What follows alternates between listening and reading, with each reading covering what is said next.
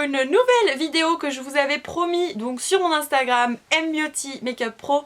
N'hésitez pas à aller me rejoindre, je vous demande souvent votre avis, vos choix de vidéos, je vous donne des inspirations mode, enfin plein de choses que je vous partage au quotidien en dehors de YouTube. Et je vous avais promis que je ferais le battle entre deux poudres, la Huda Beauty et celle de chez Laura Mercier. Bien sûr je vous mettrai les liens de ces poudres en barre d'infos si vous voulez les retrouver.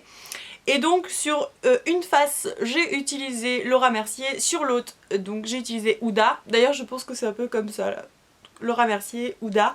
Et donc je vous ai filmé quand j'ai appliqué les poudres au moment de mon maquillage, donc vous allez voir ça juste après. Pourquoi je vous fais cette vidéo? Parce que c'est deux poudres extrêmement chères pour des poudres du coup libres, que moi je voulais vraiment voir par rapport aux poudres que j'utilise en temps normal, qui sont au-delà de 13-14 euros. Qu'est-ce qu'elles avaient de plus que ce genre de poudre? Et c'est vrai que je les ai utilisées voilà, de temps en temps comme ça et je me disais waouh, c'est vrai qu'elles ont un effet hyper flouteur toutes les deux. Parfois il y a des journées où elles me font encore des petites zones de sécheresse, mais c'est vrai que quand on les applique on a un côté hyper doux, c'est hyper agréable. Et je voulais vraiment voir la différence entre les deux, laquelle est la mieux par rapport à ma peau. Bien sûr, petit disclaimer, c'est pas parce que moi je préfère Huda ou que je préfère Laura Mercier, l'une ou l'autre, que c'est ce qui va aller au mieux à votre peau. Chaque personne est différente, donc ça je le redis bien, puisque voilà, je vous dis juste ma peau, j'ai une peau assez classique, qui a tendance à être mixte sur la zone T avec des petites zones de déshydratation au niveau des joues, etc. Donc moi c'est pour ça qu'à chaque fois ça me marque vraiment mes joues, mes cernes, parce que une mauvaise poudre directe ça se met dans les plis, ou alors ça donne des petites zones de... ça marque en tout cas les zones de sécheresse. Donc moi c'est ce que vraiment je recherche le moins, donc laquelle me déshydrate le moins la peau. Voilà, je vais vous faire un petit battle et à la fin de la journée je vous dirai, du coup quand il fera nuit d'ailleurs, j'aurai vécu ma journée, je vous dirai laquelle me correspond en tout cas le mieux. Mais vraiment je pense en tout cas à l'application que les deux se valent. Donc juste pour celle de Huda Beauty, c'est la Easy Bake Loose Powder. Moi je l'ai en teinte Pound Cake, si vous êtes très proche du coup de la couleur de ma peau. Elle coûte 34,99 €, donc après voilà, moi je l'achète jamais plein pot. Si vous avez du coup moins 25% chez Sephora, de temps en temps vous avez le droit, ça marche. Pas tout le temps parce que ce sont des marques exclusives, donc ça marche pas tout le temps sur Huda comme sur Laura Mercier, mais de temps en temps ils le font sur toutes les marques. Vous avez aussi des petites soirées organisées quand vous êtes très bon client chez Sephora, et je crois que vous avez le droit aussi d'avoir le pourcentage même si vous n'êtes pas client Gold, donc ça vous renseignez-vous dans vos magasins Sephora. Donc chez Laura Mercier il existe plusieurs poudres, vous en avez aussi celle faite exprès pour l'anti-cerne. Moi j'avais pris la basique je crois, poudre libre fixante en teinte translucide, donc il n'y a que deux couleurs hein, chez Laura Mercier, alors que chez Huda Beauty vous en avez vraiment beaucoup des couleurs, donc vraiment allez swatcher en magasin si vous voulez avoir votre couleur pour Huda. Et donc celle de Laura Mercier, en fait j'avais pas vu le prix, elle coûte encore plus cher que celle de chez du coup Huda. Il y a 29 grammes et elle coûte 42 €, c'est énorme. Je les ai prises avec les moins 25%. J'avais fait commande directement au magasin, donc j'avais pas forcément vu le prix, je voulais vraiment tester les poudres, donc j'ai dit je veux ça. Huda Beauty elle fait 20 grammes à 34,99 €, donc il y a 9 grammes de moins chez Huda Beauty, elle coûte 34,99 €, et pour 9 grammes de plus chez du coup Laura Mercier, 42 €. Donc autant vous dire que c'est le même, de toute façon c'est la même jauge de prix par rapport au nombre de grammes. Donc ça reste très cher pour des poudres libres. Je rappelle que c'est comme une base de talc et donc normalement c'est pas cher à la conception. Après c'est des poudres un peu plus travaillées que des poudres classiques, ça faut en être conscient, parce que c'est des poudres voilà, qui vraiment floutent votre peau, vous donnent un aspect hyper lisse, vous empêchent vraiment de briller tout au long de la journée. Et aussi vous laisse quand même un petit glow. Pas toutes les poudres qui font ça non plus, mais le prix reste quand même hyper cher. Donc c'est aussi pour ça, vu le prix, que je voulais vraiment vous faire le battle entre les deux poudres. J'avais trop envie de vous tester, vous étiez une majorité à me le demander sur Instagram. Donc let's go pour l'application et on se retrouve du coup ce soir pour vous dire ce que j'en pense. Donc comme vous pouvez le voir, j'ai commencé à me maquiller, donc j'ai mis tout simplement mon fond de teint, mon anti-cerne. Quand j'applique beaucoup de poudre comme ça, c'est bien d'avoir quand même une bonne base, c'est-à-dire une crème de jour, un fond de teint assez crémeux, un anti-cerne, parce que la poudre ça assèche énormément et le fait du coup d'appliquer de la poudre, ça absorbe tout ça en fait pour que ça tienne. Donc c'est pour ça que si vous avez très peu de, on va dire, de couches de maquillage en dessous, ça va vous assécher quand même assez vite la peau. Donc voilà, toujours être quand même bien maquillé en dessous quand vous appliquez une poudre. Parce que sinon ça a tendance vraiment à vous faire des petites zones de sécheresse, en tout cas à vous les marquer. Donc pour que ce soit juste, je vais les appliquer avec le même pinceau. À mon côté gauche je vais appliquer Laura Mercier, de mon côté droit je vais appliquer du coup Huda. Donc je vais appliquer en grosse quantité histoire de laisser absorber.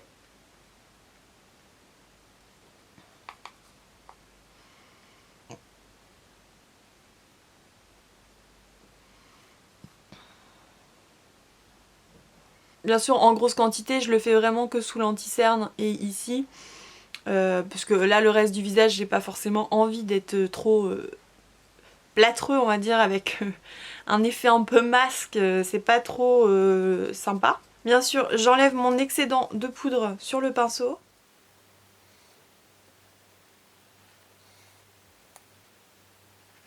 Donc vous attendez un petit peu et là après vous enlevez tout simplement l'excédent. Hop, j'enlève bien la poudre que j'ai sur mon pinceau et je fais le reste. Donc, je sais pas si vous allez bien voir, mais déjà si je touche au toucher, les deux ont un toucher hyper doux, hyper agréable. Ça me floute énormément les pores, je trouve.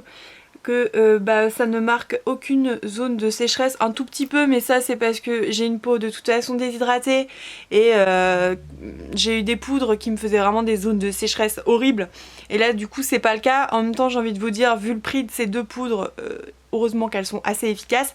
Maintenant laquelle me va le mieux en fonction de ma peau et laquelle tient mieux toute la journée, je vous dirai ça donc en fin de journée. Je vous ferai un petit update, sachant que je vais aller travailler, donc voilà, je pense que ma peau va bien subir toute la journée.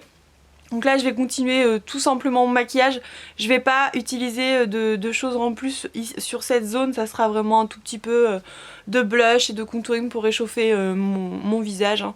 Donc rien de transcendant. Et je dirais que la zone, peut-être si je regarde vraiment en profondeur, la zone qui marque le plus ce serait Huda. Et encore c'est assez kiff kiff. On se retrouve, il fait nuit comme vous pouvez le voir.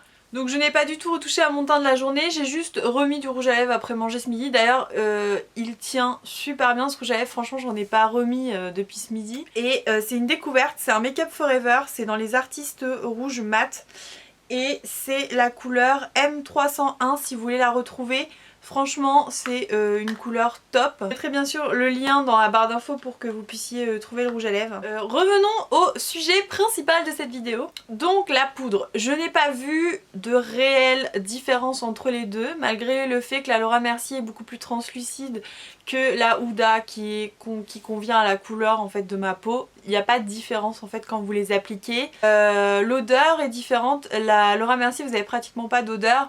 La Huda il y a un petit peu plus de parfum. Donc après ça dépend si vous aimez avoir des parfums dans vos produits ou si vous détestez totalement. Ça dépend vraiment des gens. Moi j'aime beaucoup avoir un parfum du coup dans les poudres. Je trouve ça sent super bon, c'est hyper agréable. Donc ce sont vraiment deux poudres qui servent en fait à cacher vos pores en fait, à flouter les pores et donc à faire un côté photoshopé. J'ai trouvé aujourd'hui qu'il n'y avait vraiment pas une réelle différence entre les deux sur toute la journée franchement, et ça a fait pratiquement le même effet. Dès l'application, aujourd'hui j'ai senti que ma peau avait mieux réagi à la Laura Mercier car ça faisait moins de plaques de déshydratation du côté Laura Mercier que du côté Huda. Donc vous voyez, il n'y a pratiquement pas de différence après une journée pareille. Sachant que j'ai quand même travaillé, bougé, j'ai été sous des spots. Donc voilà, ma peau elle réagit très bien. Vous voyez que je ne brille pas plus que ça. Je brille plus forcément qu'à l'application.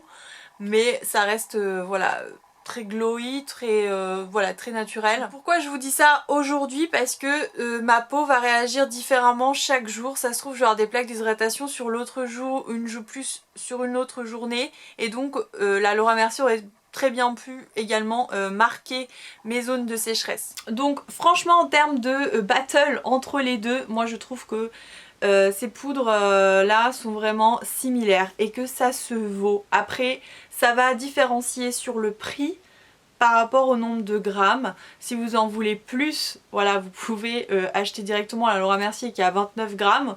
Si vous en voulez on va dire moins et donc payer un petit peu moins cher, vous avez donc la Huda 34,99. Quand je dis moins cher, tout est relatif. Ça va se jouer également, donc comme je vous disais, sur l'odeur, si vous aimez avoir du parfum ou pas. Et bien sûr sur le nombre de teintes. C'est-à-dire que si la Laura Mercier ne vous convient pas en termes de teinte, c'est trop translucide, mais que du coup ça correspond pas vraiment à votre teinte de peau.